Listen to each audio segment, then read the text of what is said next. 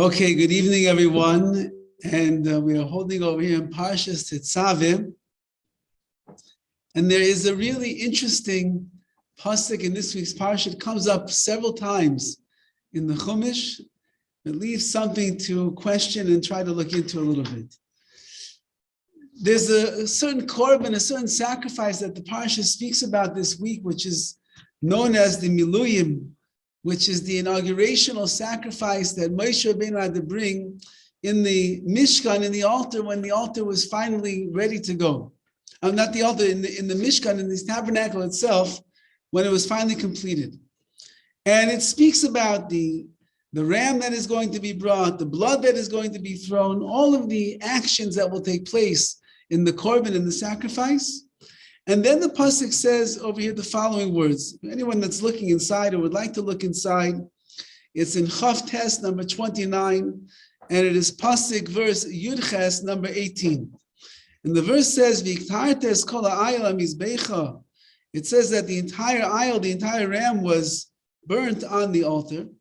Oiluhu la'Hashem. It's an oil, it's an elevation offering to Hashem. Reach nichayach. A pleasing fragrance, Isha LaHashem Hu, a fire offering to Hashem. This verse, we know that the Rambam and all of the Rishonim speak about the idea that HaKadosh Baruch Hu has no human characteristics. He has no corporal, no body parts. He certainly doesn't have a nose, and he doesn't have any nostrils. So what does it mean over here when it says in the verse that it's a reach nichayach, isha LaHashem Hu, that it is a pleasing aroma to Hashem? HaKadosh Baruch Hu doesn't stand around the barbecue, and my wife gives a class to, I think, 7th grade girls, and she asked them today, they were speaking about the mitzvah of Shabbos, and she says, what is your favorite part about entering into the house on Friday afternoon when you return from school? What's the favorite part? And each and every one of them, they connected their pleasure to the smell and the fragrance of Shabbos that was in the house. Some said it's the smell of the challah baking. Others said it's the smell of the chicken soup. Others said it's the weekly smell of their mother burning the cholent, whatever it was, but each one had a fragrance that they attributed to the idea of Shabbos. So it's not like HaKadosh Baruch Hu standing around the altar and saying, I can smell those animals burning, smell that barbecue sizzling. So what does it mean over here that it's a reach nichayach, that it's a satisfying aroma to HaKadosh Baruch Hu?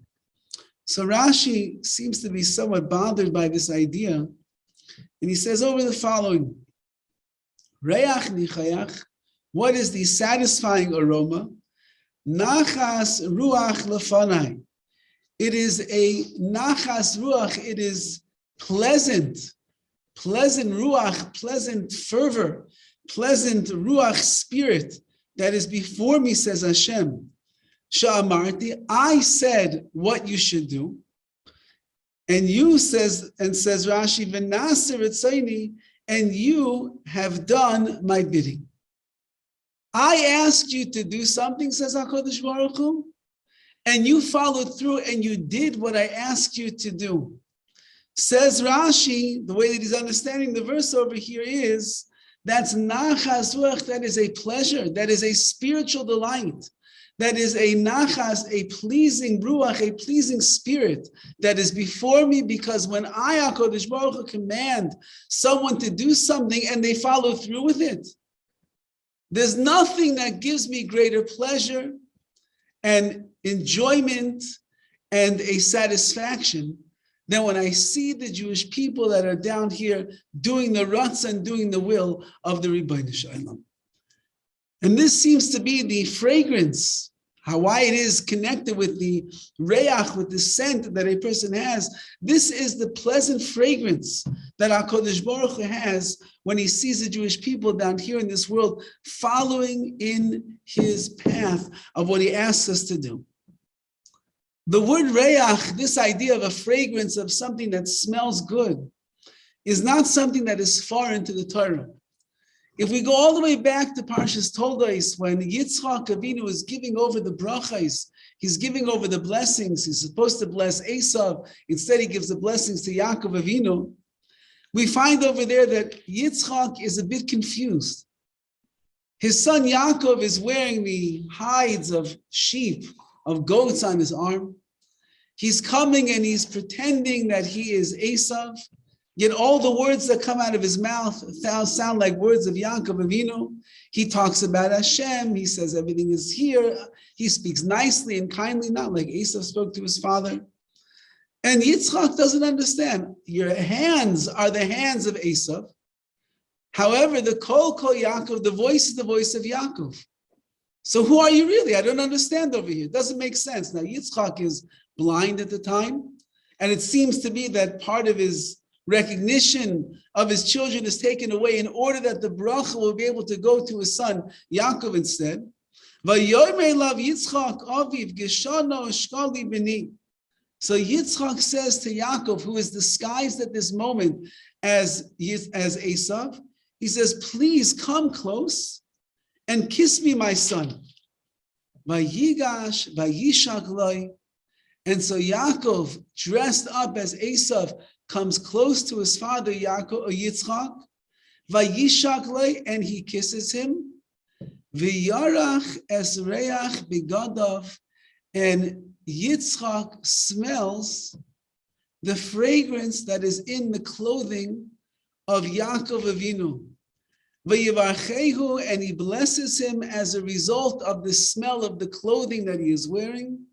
V'yoyim, and he says, Re'ei reach b'ni. I see that the fragrance, the smell of my son, is kareach sada sheberchu Hashem, is like the fragrance, like the smell of the reach of the field that HaKadosh Baruch Hu has blessed. What did Yitzchak Avinu smell when his son Yaakov came close?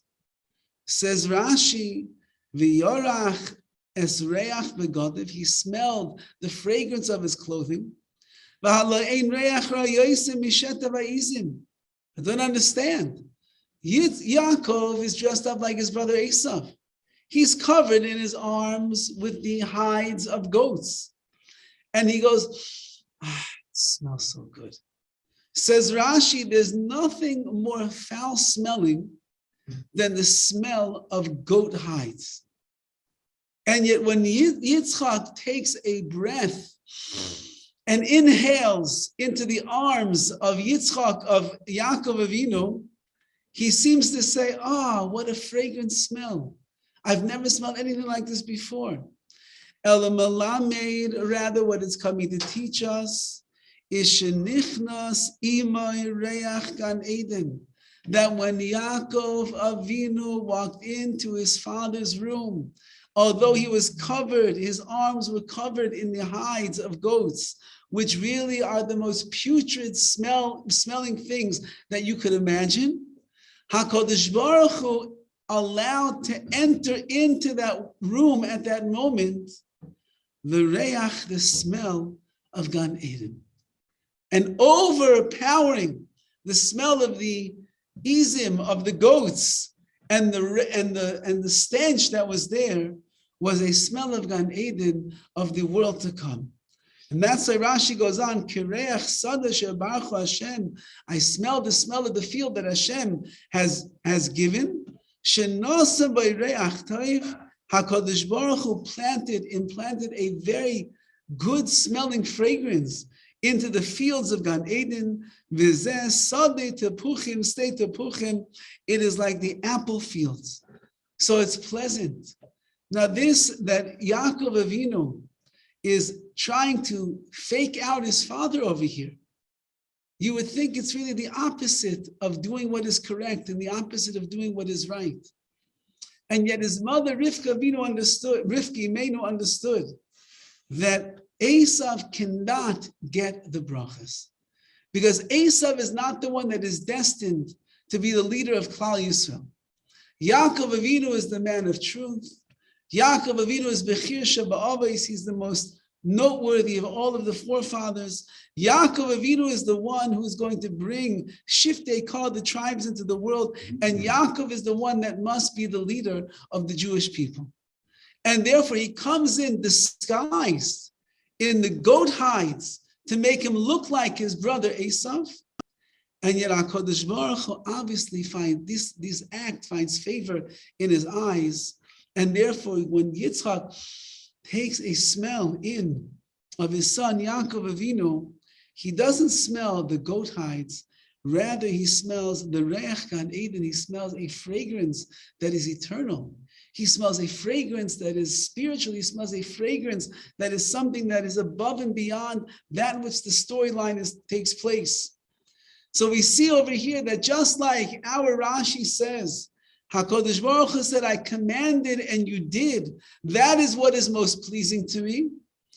Yitzchak Avinu is looking over here to give over the brachas, the blessings to his son. And HaKadosh Baruch Hu makes it that it should be something that is pleasing in the eyes of Yitzchak, that he wants to give over a bracha to his child, and that is, he smells the smell of eternality, the smell of Gan Eden. Now, there's a very famous midrash that is brought down on this pasuk over here, and that midrash tells us the following: Al tikri begadav. Don't read the language of this verse as begadav, that he smelled the fragrance of his clothing. Ela boigdav, rather that he smelled the fragrance of the boigdavs, of the rebels, of the traitors. What is that referring to? And the Midrash goes on to explain over there that there was once a Yid who was brought up on charges for what? Teaching Torah to Klal Yisrael. And the Romans decided that they're going to make a mockery out of him and they're going to kill him. And as he is being brought out to his death sentence, so I believe it is a relative comes riding by on his horse and he says, look at you and look at me. And this man was someone who had gone against his Jewish religion and his faith, denounced himself as a Jew and sided with the Romans. And he said, look at you and look at me. He said, here you are, Rabbi. You're the teacher of Torah. You're the holy Jew, the holy man. And look where you're heading. You're heading off to your eventual death. He said, and look at me. I'm the traitor. I'm the rebellious one. I'm the one who has walked away from my heritage and my faith. And I'm riding on the horse, and I will watch you go to your death, and I will ride off into the sunset, and my life will continue to go on. Look at the difference between you wretched Jew, and myself. So he turns to I believe it's his nephew, and he says, if this is the reward that those who learn Torah receive in this world, meaning that they will be put to their death, he said, then imagine the punishments that someone like you who has denounced the Torah and denounced HaKadosh Baruch Hu and denounced the life of a Jew, imagine the consequences and the punishments that you are going to receive in the world to come. If this is what happens to me in this world and I'm doing the right thing, imagine what is going to happen to you in the world to come for someone who has done so much of the wrong thing.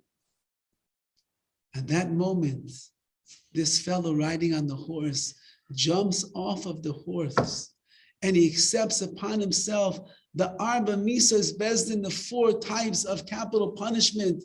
And he says that do you promise me that if I'll give up my life right now for the sake of the Rebbeinu Shalom, that HaKadosh Baruch Hu is going to reward me? And he gives up his life, and I believe a baskol, a heavenly voice, rings out, and he tells him, this man was prepared, and he entered into the world to come as a result of that moment in his life. Says the Midrash, what was Yaakov Avinu smelling at that moment? When his son Yitzchak, what was Yitzchak smelling when Yaakov walks in with his hands covered and his begadav, his clothing? Al tikre begadav. Don't read that he smelled the clothing and the fragrance. Rather, begadav, he smelled the fragrance of those that would be traitors and rebellious Jews somewhere in the history of Klal Yisrael, that even the most rebellious of the Jewish people would eventually wake up and do tshuva.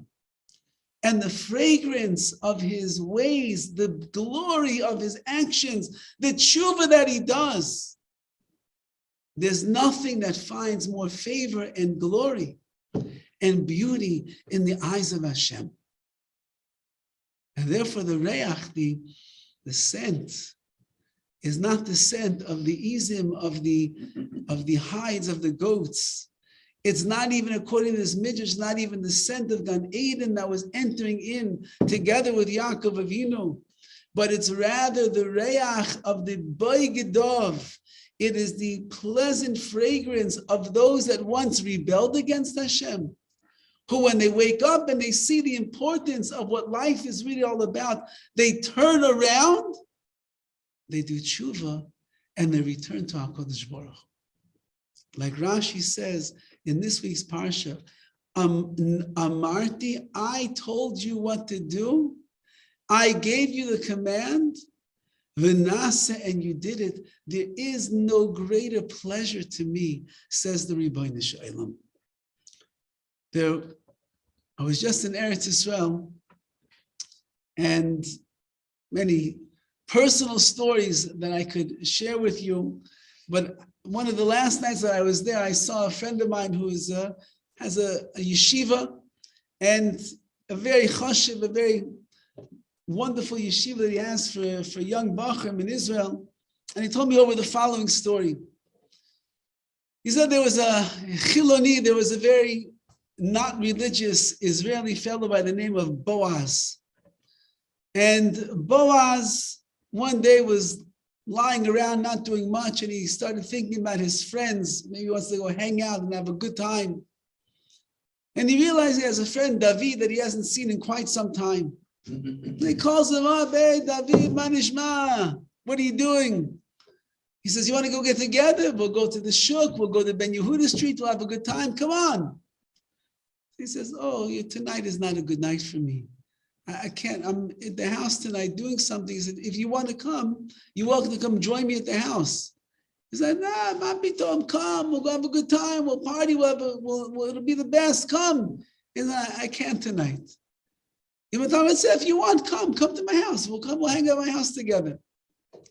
So Boaz says, fine, no problem. Nothing else to do. He hops on his motorcycle, he drives the 40 minutes, and he ends up at David's house. Knocks on the door opens up, and there's his good friend David standing there with a yarmulke perched on his head. So Boaz looks incredulously, you went crazy? What's going on over here? And to make things worse, he looks inside the house and he sees there's a rabbi sitting at the dining room table with a large Gemara opened up, and obviously the two of them are learning. What's the problem with you? So he says, come in. I'm not crazy. Come in. So they sit down, and this Haredi rabbi is sitting there at the table, and they're learning Gemara. And Boaz is in shock. What in the world is going on over here? And the rabbi happens to be very engaging and very exciting, and he gets Boaz into the conversation, and he asks him a question, and he gives him an answer, and he asks another question, and that Boaz is getting into it, the rabbi is praising him, and his friend David is fighting about the pshat of what the Gemara is talking about. At the end of the learning session, Boaz says, you know what? It's not so bad, actually. Maybe you're not so crazy after all. And a little bit of time goes on, and he keeps coming back, and he's learning together. And the next thing you know, he says, you know what? I think I want to go to yeshiva. There's yeshiva in Kiryat Sefer for Bali Tshuva Israelis called Nachlas Yaakov, I believe. And he enrolls in this yeshiva, and he gets there, and he's very excited. He really wants to succeed. But there's one problem. His brains don't work so well when it comes to Talmud, when it comes to learning. A week goes by, 2 weeks, 3 weeks, a month, 2 months. Boaz is trying, no matter what he does, he simply cannot understand what the Gemara is talking about. 3 months goes by. He's going to shir, he's going to class, he has chavrusi, he has study partners, he's learning, he's trying. Nothing goes in his head. 4 months, 5 months, 6 months. The frustration is building every single day, and he gets to the point where he says, look, if I don't make some progress and some headway, I can't stay like this. This is impossible for me. It's torture every single day. So one night he sits down with his Gemara and he says, okay, Hashem, I'm going to make you a deal. I'm going to learn for 40 minutes straight right now, undisturbed, all my energy, all my attention, all my focus. If I understand what the Gemara is saying afterwards, I'm going to stay in yeshiva. If I don't understand the Gemara any better than I understand it right now, I'm out of here. Can't take this anymore. So he opens his Gemara and he sits down and he's reviewing word by word, line by line. He's going through it all. 40 minutes is over. He looks up and he realizes he doesn't understand a word that he just learned. Closes the Gemara. Says, Hashem, I tried. You didn't help me. I'm gone. I'm out of here. I'm going back to where I was before. You can't leave without saying goodbye to the Rosh Hashiva. So he knocks on the Hashiva's door. Yeah, oh, Boaz, Shalom Aleichem, Man Nishma, how's everything going? He said, Rosh Hashiva, I'll be honest with you. You know that I've been struggling over here in the learning. It just doesn't penetrate. It doesn't go in. I made a test tonight between me and Hashem. I spent 40 minutes trying my best to understand the Gemara. I worked and I worked and I worked, undisturbed concentration. I don't understand what the Gemara is talking about.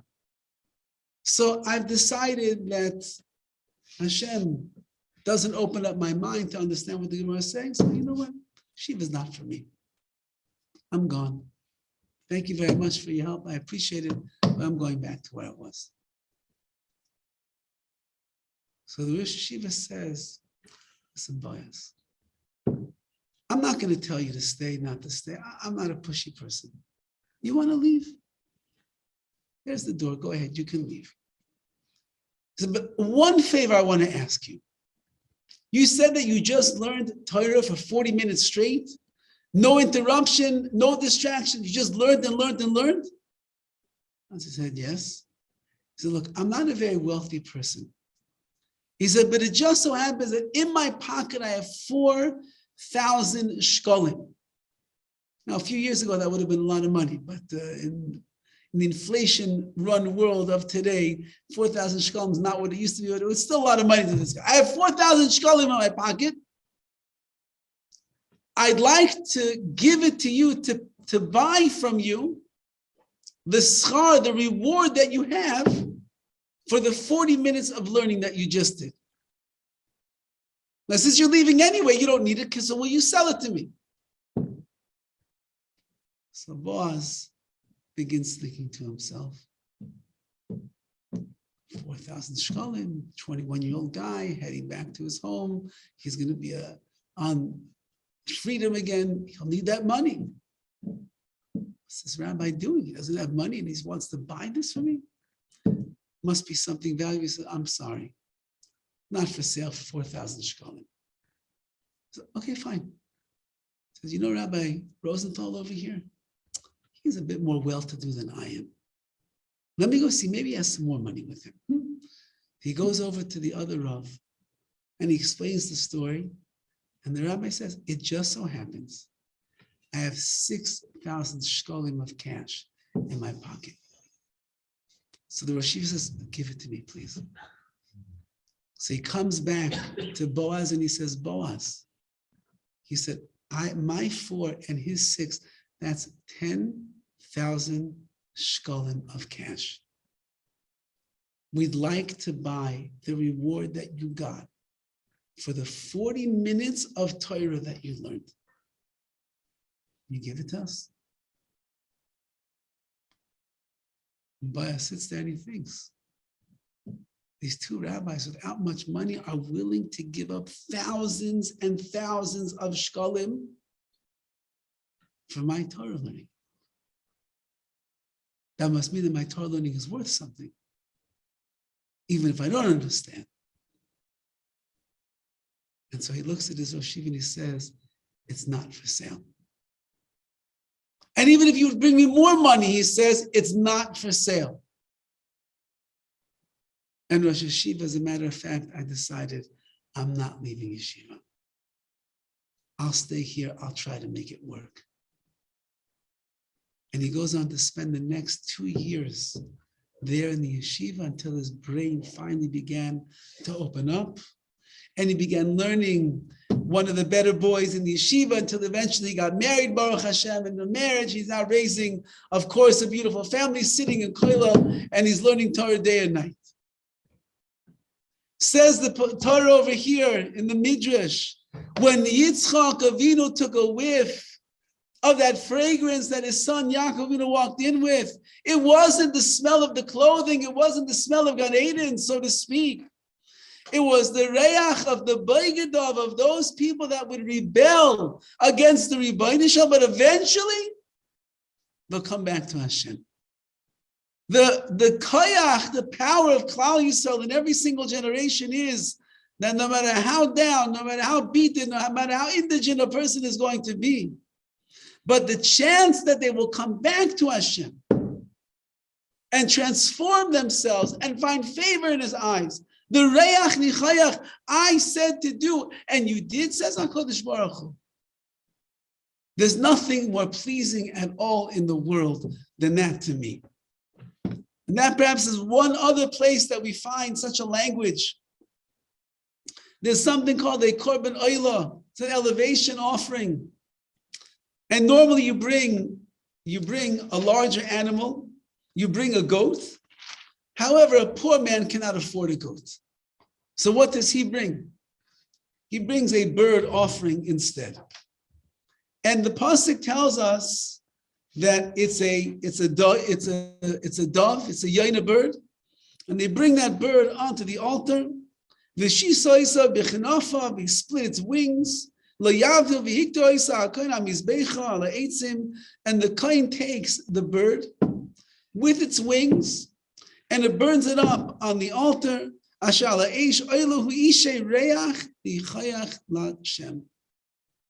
this bird, which is burning on the mizbeach, on the altar, is a pleasing fragrance to Hashem. Says Rashi over here, but there's a bit of a problem.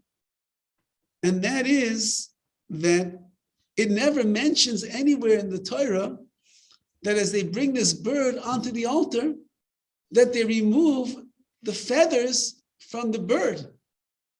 Which means, says Rashi, that it must be that this bird is being burned up on the altar together with all of its feathers.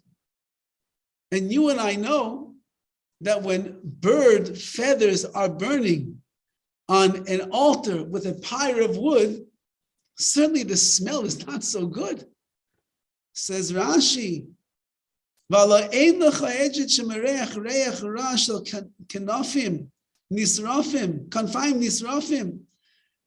one that smells anything worse than burning wings on the fire. And normally a person, they would smell the stench of the burning chicken wings with the feathers burning there. It would be such a terrible smell. They would be disgusted. So why did Hashem say burn it on the altar?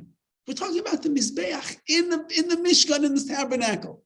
Everything is supposed to be pleasant in front of HaKadosh Baruch Hu. Everything is supposed to be on the highest level of ruchnius, of spirituality. So why is it that HaKadosh Baruch Hu said to the Kohanim, when you're going to burn this korban oila of the poor man, and he brings you this measly little bird offering, burn it all on the Mizbech. It's going to smell. Says HaKadosh Baruch Hu, I don't care. Why? Because, says Rashi,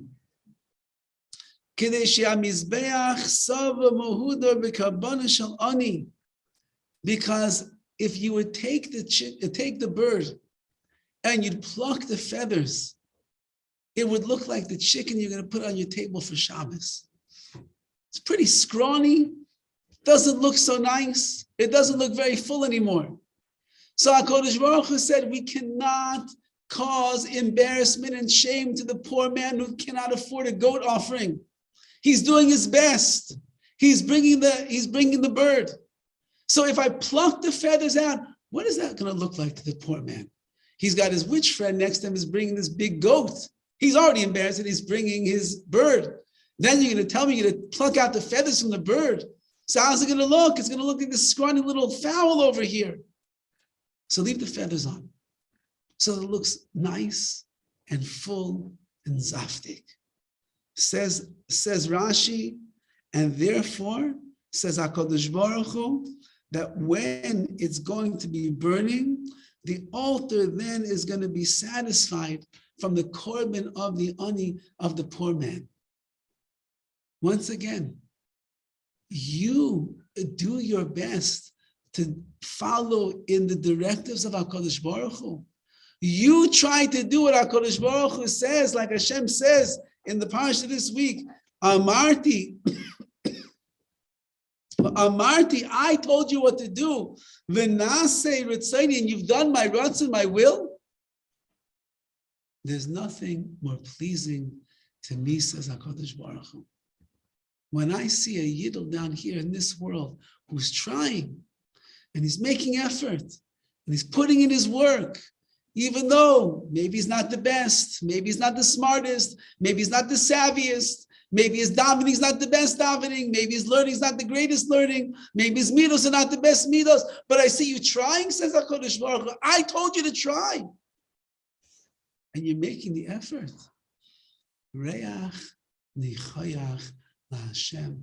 That itself, says HaKadosh Baruch Hu, the greatest fragrance I could possibly imagine in this world.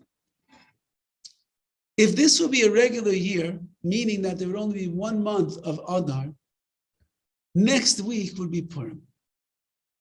So even though that it's only going to be Purim Katan next week, which means it's the microcosm or the miniature Purim, which means it's going to be the 14th and the 15th of Adar, which in a regular year would already be Purim.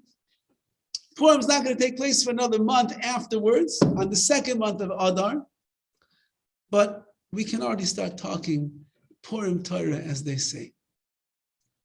The Gemara Megillah says over the very famous statement,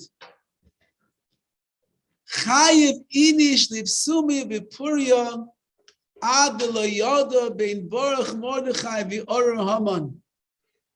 The Gemara tells us that Chayev, a person, is obligated. Now let's just say the loose translation, with the way that everybody understands the Gemara. A person is obligated to get intoxicated on Purim until they reach the point of inebriation, that they no longer recognize the difference between the blessed Mordechai and the cursed Haman. A person is supposed to drink till they get so drunk that they lose sight of what is in front of them or who is in front of them. The whole world becomes a blur. And if the Chavetz Chaim and Adolf Hitler, Yamach Shemo, were standing in front of the person, he would not be able to recognize who is who. He would not be able to recognize the wicked man from the righteous man, the righteous and the wicked. Everybody would look the same to him. And there's much ink that is spilled from the Mefarshim, from the commentators, exactly what that means, the level that a person is supposed to reach in their cognizance or their lack of cognizance of the righteous and of the wicked in front of them. One of the more famous understandings is that of the Nesivos, who says that we often look in life of the things in front of us that are bad, that are not going our way, that are challenges that nobody ever asked for in their life. We look at it as being the worst things that ever happened to us. But on Purim, we recognize that although Haman himself was the most wicked of men of the generation, he was from the nation of Amalek. He was in it to destroy us from the very beginning till the end. And it looks like he's hurting us. At the end of the day, Haman's rhetoric and his desire to destroy us is what caused Klal Yisrael to do tshuva, is what caused us to renew our commitment and our faith to the Torah. Kimu v'kiblu. We again affirmed our faith and our and our dedication to Torah and to mitzvahs, we are saved miraculously, and Haman and all of his cronies go crumbling down, and we go on to become once again the most illustrious of the chosen nation. And therefore, Chayiv Adam Lipsumi Bipuria, a person is obligated to get drunk on Purim till they don't know the difference anymore, which means that everything that you think is bad, it's really all very good. Everything that you think is hurting you in this world, it's really coming to help you in this world. A person has a sickness, and they go to the doctor, and the doctor pokes and he prods and he prescribes, and you take medicine and the medicine doesn't taste good, or the surgery is painful, but at the end of the day, 6 months down the road, you're feeling better than you ever felt in your life. Everything the doctor did was not to hurt you. Everything the doctor did was to help you and to heal you. Whatever HaKadosh Baruch Hu does for a person in his life, when it looks like it's no good, on Purim we get to the recognition it's all good. And that's what happens when a person becomes inebriated, and the cloud that we live in begins to dissipate, and we're able to see things clearer than we've seen them in the past. We're able to recognize, even as we go through our life, I believe the Rav Wolbe says that every single person can write their own Megillah in their own lives, which means just as we have the Megillah of Purim that shows how things were so bad, but they turned out to be so good.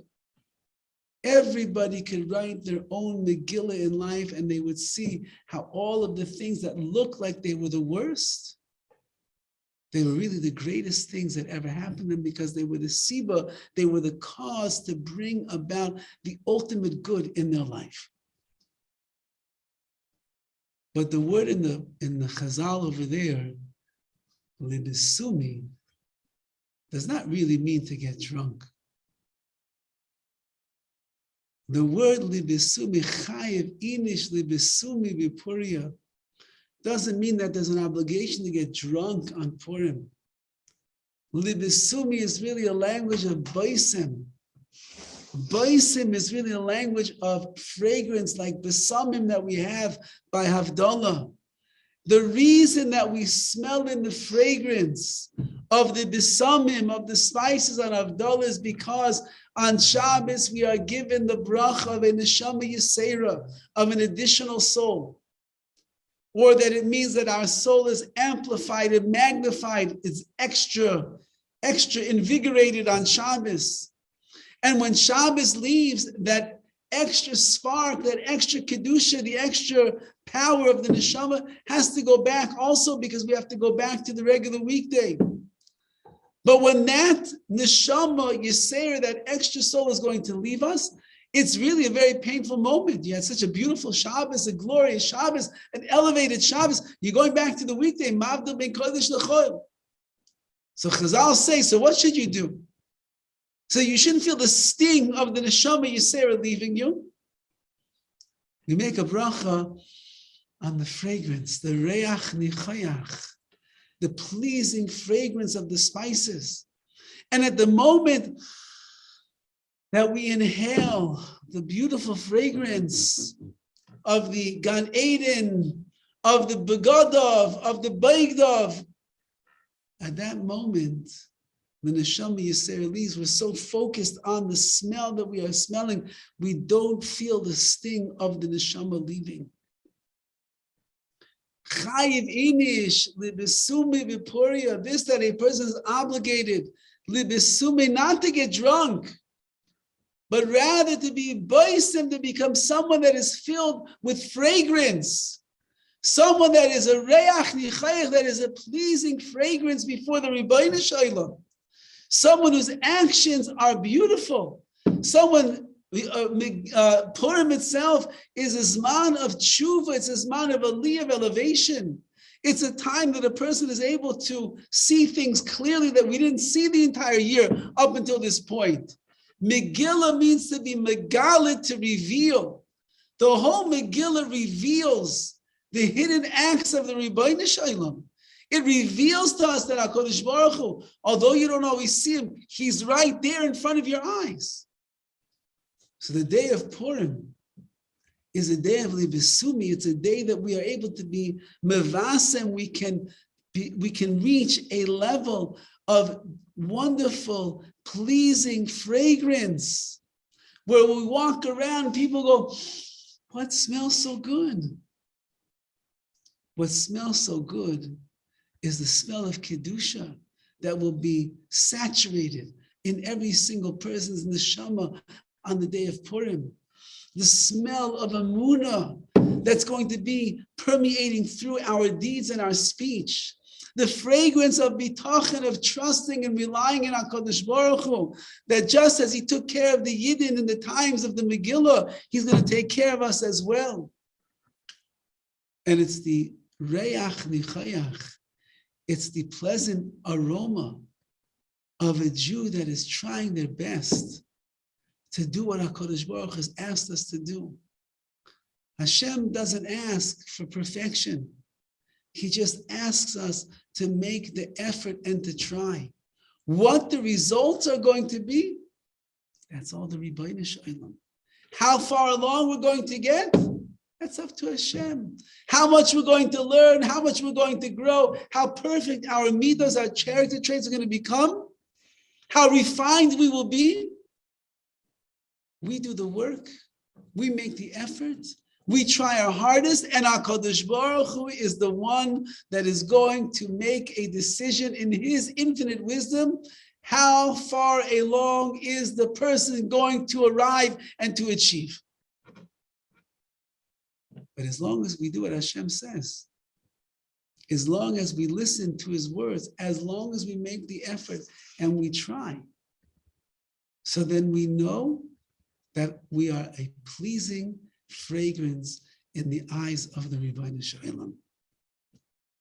I'll leave you off with a Maisa. I don't remember if I told it in this class or not. If I did, you'll forgive me.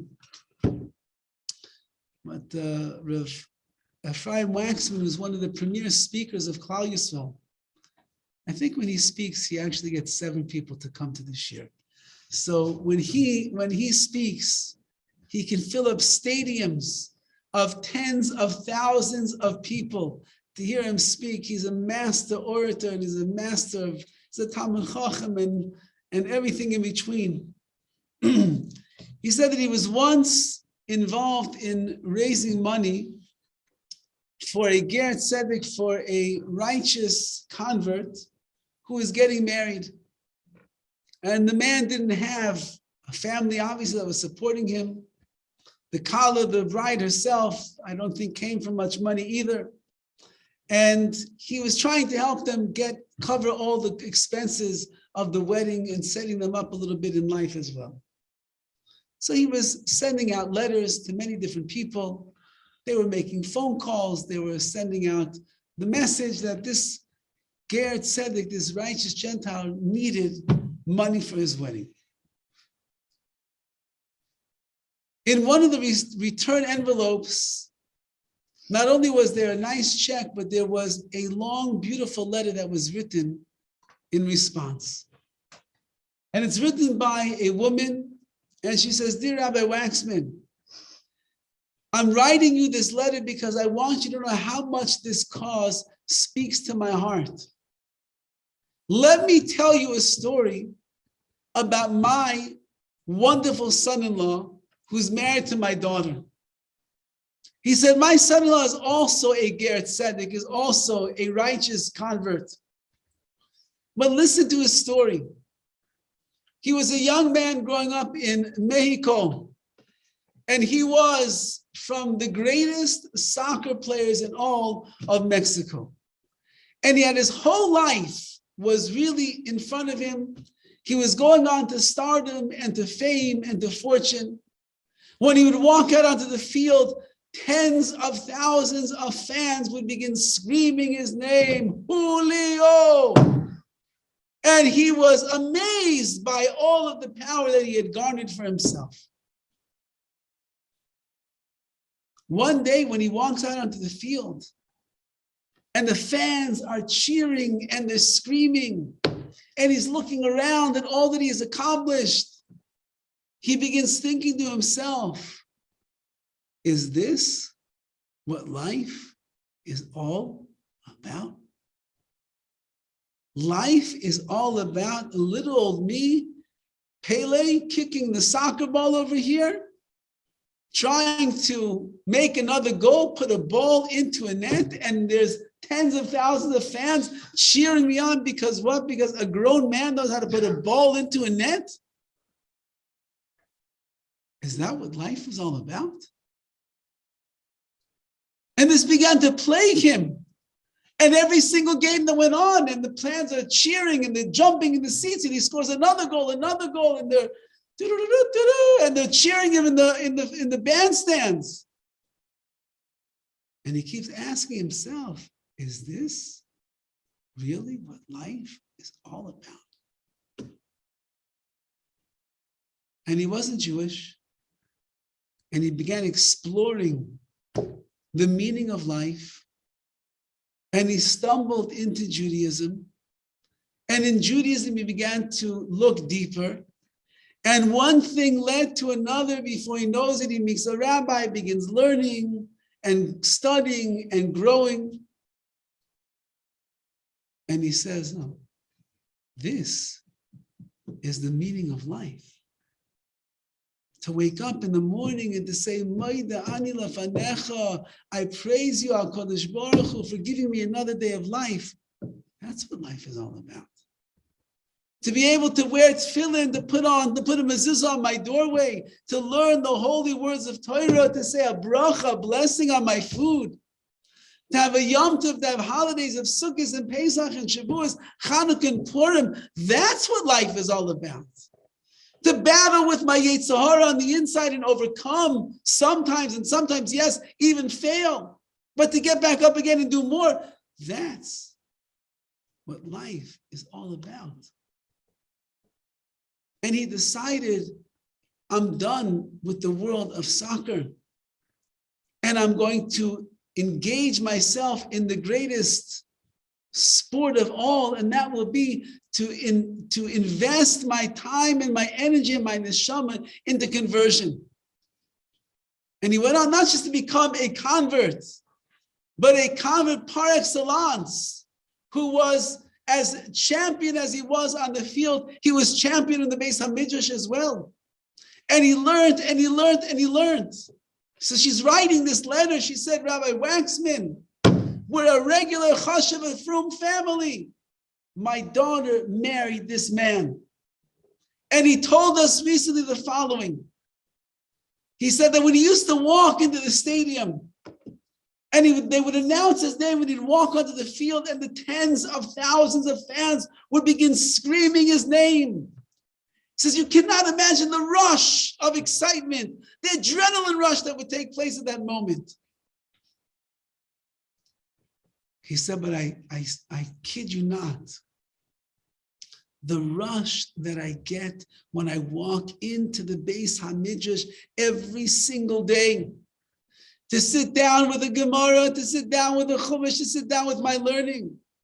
The excitement, the enthrallment of walking into the Beis HaKnesses for another Shachris, another Mincha, another Marv, another chance to speak to the Ribbono Shel Olam. It is a rush of spiritual adrenaline that happens every single day, many times a day. And it is much more satisfying and much more gratifying than the tens of thousands of fans who used to scream and holler my name.